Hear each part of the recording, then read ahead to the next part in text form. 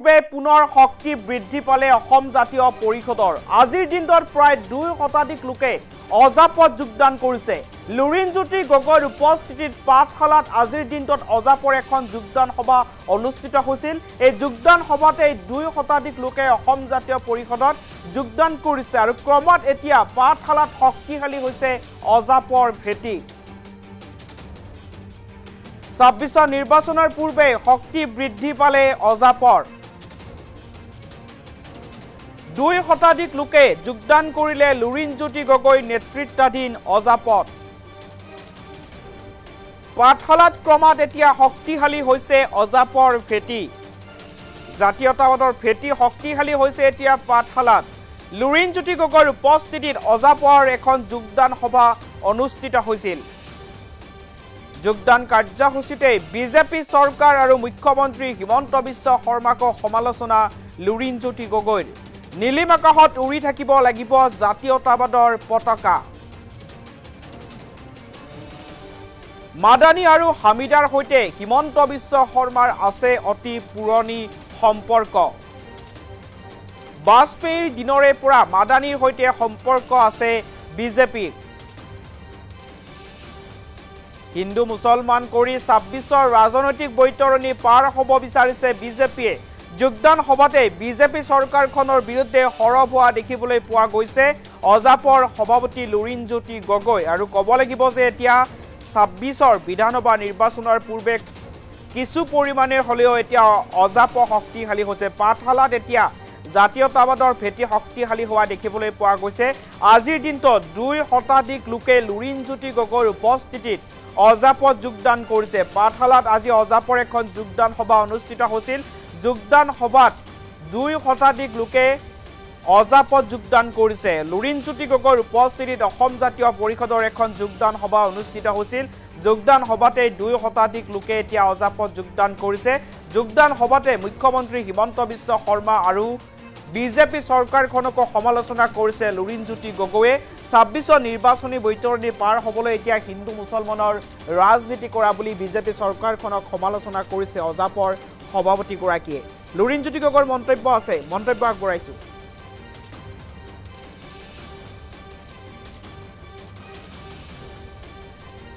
ব্যক্তি দলত যোগদান কৰিব বিশেষকৈ বেলেগ ৰাজনৈতিক দলও বহু নেতা কৰ্মকৰ্তা আছে আৰু এই অঞ্চলৰ যথেষ্ট সমাজৰ লগত জড়িত হৈ থকা ব্যক্তি অৱসৰপ্ৰাপ্ত শিক্ষক বিভিন্ন অনুষ্ঠান প্ৰতিষ্ঠানৰ লগত জড়িত হৈ থকা ব্যক্তিও অসমৰ মাটিত জাতীয়তাবাদৰ ভেটি শক্তিশালী কৰিবৰ কাৰণে জাতীয়তাবাদৰ পতাকা নীলিম আকাশত শক্তিশালী ৰূপে উৰুৱাবৰ কাৰণে আমাৰ অসমৰ ভাষা কৃষ্টি সংস্কৃতি ৰক্ষাৰ যি সংগ্ৰাম আমাৰ মাটি ভেটি আৰু ৰাজনৈতিক ভৱিষ্যত সুৰক্ষিত কৰিবৰ কাৰণে আমি ৰাজনৈতিকভাৱে যি সংগ্ৰামৰ আৰম্ভণি কৰিছোঁ সেই সংগ্ৰামক অধিক শক্তিশালী আৰু দৃঢ় কৰিবৰ কাৰণে বহু ব্যক্তি আহি দলক যোগদান কৰিব দলৰ পবিত্ৰ পতাকাৰ তলত একত্ৰিত হ'ব খুজিছে মই গভীৰ আস্থাৰে ক'ব খোজোঁ যে অসমৰ বিভিন্ন প্ৰান্তত যিসকল জাতীয়তাবাদৰ প্ৰতি আস্থাশীল আৰু শ্ৰদ্ধাশীল যিসকল ব্যক্তি আছে তেওঁলোকৰ শক্তিশালী আৰু সক্ৰিয় অংশগ্ৰহণে আগন্তুক দিনসমূহত অসমত জাতীয়তাবাদৰ ভেটি শক্তিশালী কৰিব অসম জাতীয় পৰিষদে শক্তিশালী কৰিব এই অঞ্চল বা এই সমষ্টি এনেও এটা জাতীয়তাবাদৰ অতি শক্তিশালী আৰু উৰ্বৰা ভূমি ইয়াত অসম আন্দোলনৰ পিছত তাৰ পৰৱৰ্তী দিনত বিভিন্ন সময়ত ৰাইজে জাতীয়তাবাদী নেতাসকলক জাতীয়তাবাদৰ নামত তেওঁলোকে ভোটদান কৰি আহিছে আৰু বিধানসভাৰ মজিয়ালৈ তেওঁলোকক প্ৰেৰণ কৰিছে গতিকে জনগণৰ মাজত সেই চেতনা আছে আমি কেৱল মাত্ৰ জনগণৰ এই চেতনাক আস্থা আৰু বিশ্বাসলে পৰিৱৰ্তন কৰিব লাগিব তেওঁলোকৰ এই চিন্তাক বাস্তৱিক ৰূপ দিবৰ কাৰণে আমি আমাৰ সংগ্ৰামী যাত্ৰাৰ যোগেদি ৰাজনৈতিক যুঁজখনৰ যোগেদি আমাৰ তেওঁলোকক আশ্বস্ত কৰিব লাগিব আৰু সেইকাৰণে আপোনাসৱৰ মাজলৈ আহিছোঁ আৰু আমাৰ এই যিটো চিন্তা এই লক্ষ্য উদ্দেশ্য সম্পৰ্কত ৰাইজক আগন্তুক দিনসমূহক উজ্জীৱিত কৰি তেওঁলোকো সকলো যাতে আমাৰ এই দলৰ পবিত্ৰ পতাকাৰ তলত থিয় হয় তাৰ কাৰণে আহ্বান জনাব মাদানীটো তেওঁৰে এজেণ্ট হয় তেওঁৰে ভায়েক মাদানী আৰু হামিদা এইবোৰ তেওঁলোকৰ লগত সম্পৰ্ক থকা কথা মই ইমান ধুনীয়াকৈ আপোনালোকক কৈ দিছোঁ দীঘলীয়া সম্পৰ্ক এইটো এতিয়া সম্পৰ্ক নহয় মাদানী মুখ্যমন্ত্ৰীয়ে এই নতুনকৈ পাইছে কাৰণে মাদানীক পাহৰিয়ে গৈছে আগৰ পৰা বাজপেয়ীৰ দিনৰ পৰা মাদানীৰ সম্পৰ্ক আছে ধুনীয়াকৈ RLDৰ লগত কেনেকুৱা অজিত সিঙৰ RLDৰ লগত NDAৰ কি সম্পৰ্ক মাদানীয়ে কেনেকৈ ভোজত ভূমিকম্প হওঁতে কেনেকৈ ঠিকা পাইছিলে ঘৰ, তেওঁৰ কাৰণেই ভাতৃজাতি সংঘৰ্ষৰ সময়ত বহুতো মানুহে তেওঁৰো অৰিহণা থকা বুলি কৈছিলে। বহুত ৰাজহুৱা অভিযোগ। এইবোৰ দীঘলীয়া এটা সম্পৰ্ক আছে। ছহিদা হামিদাকো আনিছিলে, মাদানীকো আনিছিলে, সকলোকে আনি সাম্প্ৰদায়িকতাৰ খেল খেলিব কৈছে। কিন্তু অসমৰ ৰাইজে বুজি পাইছে, চবেই গম পাইছে যে এইটো তেওঁলোকে বাৰে বাৰে এনেকৈ মানে আমাৰ যিসকল ইয়াৰ খিলঞ্জীয়া আছে, ভূমিপুত্ৰ আছে, থলগিৰি অসমীয়া মানুহ যিসকল আছে, তেওঁলোকৰ অধিকাৰ কাঢ়ি তেওঁলোকে সাম্প্ৰদায়িকতাৰ এখন খেল খেলি হিন্দু মুছলমান বিভাজন কৰি ৰাজনৈতিক বৈতৰণি পাৰ হ'ব খুজিছে। সংকট, জাতীয় সংকট আছে যদিও মুখ্যমন্ত্ৰীয়ে কিন্তু নিজৰ সংকট নাইকিয়া কৰি ৰাজনৈতিক বৈতৰণি সুৰক্ষিত কৰিবৰ কাৰণে সাম্প্ৰদায়িকতাৰ অস্ত্ৰটো ব্যৱহাৰ কৰিছে। বহু ব্যক্তি দলত যোগদান কৰিব, বিশেষকৈ বেলেগ ৰাজনৈতিক দলো বহু নেতা কৰ্মকৰ্তা আছে আৰু এই অঞ্চলৰ যথেষ্ট সমাজৰ লগত জড়িত হৈ থকা ব্যক্তি, অৱসৰপ্ৰাপ্ত শিক্ষক, বিভিন্ন অনুষ্ঠান প্ৰতিষ্ঠানৰ লগত জড়িত হৈ থকা ব্যক্তিও অসমৰ মাটিত জাতীয়তাবাদৰ ভেটি শক্তিশালী কৰিবৰ কাৰণে, জাতীয়তাবাদৰ পতাকা নীলিম আকাশত শক্তিশালী ৰূপে উৰুৱাবৰ কাৰণে আমাৰ অসমৰ ভাষা কৃষ্টি সংস্কৃতি ৰক্ষাৰ যি সংগ্ৰাম, আমাৰ মাটি ভেটি আৰু ৰাজনৈতিক ভৱিষ্যত সুৰক্ষিত কৰিবৰ কাৰণে আমি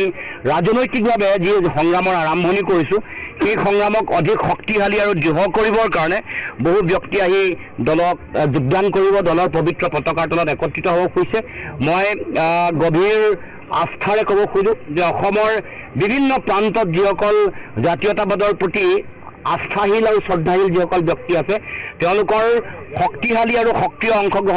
অংশগ্ৰহণে আগন্তুক দিনসমূহত অসমত জাতীয়তাবাদৰ ভেটি শক্তিশালী কৰিব, অসম জাতীয় পৰিষদে শক্তিশালী কৰিব। এই অঞ্চল বা এই সমষ্টি এনেও এটা জাতীয়তাবাদৰ অতি শক্তিশালী আৰু উৰ্বৰা ভূমি। ইয়াত অসম আন্দোলনৰ পিছত তাৰ পৰৱৰ্তী দিনসমূহত বিভিন্ন সময়ত ৰাইজে জাতীয়তাবাদী নেতাসকলক জাতীয়তাবাদৰ নামত তেওঁলোকে ভোটদান কৰি আহিছে আৰু বিধানসভাৰ মজিয়ালৈ তেওঁলোকক প্ৰেৰণ কৰিছে। গতিকে জনগণৰ মাজত সেই চেতনা আছে। আমি কেৱল মাত্ৰ জনগণৰ এই চেতনাক আস্থা আৰু বিশ্বাসলে পৰিৱৰ্তন কৰিব লাগিব। তেওঁলোকৰ এই চিন্তাক বাস্তৱিক ৰূপ দিবৰ কাৰণে আমি আমাৰ সংগ্ৰামী যাত্ৰাৰ যোগেদি, ৰাজনৈতিক যুঁজখনৰ যোগেদি আমাৰ তেওঁলোকক আশ্বস্ত কৰিব লাগিব আৰু সেইকাৰণে আপোনাসৱৰ মাজলৈ আহিছোঁ আৰু আমাৰ এই যিটো চিন্তা, এই লক্ষ্য উদ্দেশ্য সম্পৰ্কত ৰাইজক আগন্তুক দিনসমূহক উজ্জীৱিত কৰি তেওঁলোকো সকলো যাতে আমাৰ এই দলৰ পবিত্ৰ পতাকাৰ তলত থিয় হয় তাৰ কাৰণে আহ্বান জনাব। মাদানীটো তেওঁৰে এজেণ্ট হয়, তেওঁৰে ভায়েক। মাদানী আৰু হামিদা এইবোৰ তেওঁলোকৰ লগত সম্পৰ্ক থকাৰ কথা মই ইমান ধুনীয়াকৈ আপোনালোকক কৈ দিছোঁ। দীঘলীয়া সম্পৰ্ক, এইটো এতিয়াৰ সম্পৰ্ক নহয়। মাদানী মুখ্যমন্ত্ৰীয়ে এই নতুনকৈ পাইছে কাৰণে মাদানীক পাহৰিয়ে গৈছে। আগৰ পৰা বাজপেয়ী দিনৰ পৰা মাদানীৰ সম্পৰ্ক আছে ধুনীয়াকৈ। RLDৰ লগত কেনেকুৱা, অজিত সিঙৰ RLDৰ লগত NDAৰ কি সম্পৰ্ক, মাদানীয়ে কেনেকৈ ভোজত ভূমিকম্প হওঁতে কেনেকৈ ঠিকা পাইছিলে ঘৰ, তেওঁৰ কাৰণেই ভাতৃজাতি সংঘৰ্ষৰ সময়ত বহুতো মানুহে তেওঁৰো অৰিহণা থকা বুলি কৈছিলে। বহুত ৰাজহুৱা অভিযোগ। এইবোৰ দীঘলীয়া এটা সম্পৰ্ক আছে। ছহিদা হামিদাকো আনিছিলে, মাদানীকো আনিছিলে, সকলোকে আনি সাম্প্ৰদায়িকতাৰ খেল খেলিব কৈছে। কিন্তু অসমৰ ৰাইজে বুজি পাইছে, চবেই গম পাইছে যে এইটো তেওঁলোকে বাৰে বাৰে এনেকৈ মানে আমাৰ যিসকল ইয়াৰ খিলঞ্জীয়া আছে, ভূমিপুত্ৰ আছে, থলগিৰি অসমীয়া মানুহ যিসকল আছে, তেওঁলোকৰ অধিকাৰ কাঢ়ি তেওঁলোকে সাম্প্ৰদায়িকতাৰ এখন খেল খেলি হিন্দু মুছলমান বিভাজন কৰি ৰাজনৈতিক বৈতৰণি পাৰ হ'ব খুজিছে। সংকট, জাতীয় সংকট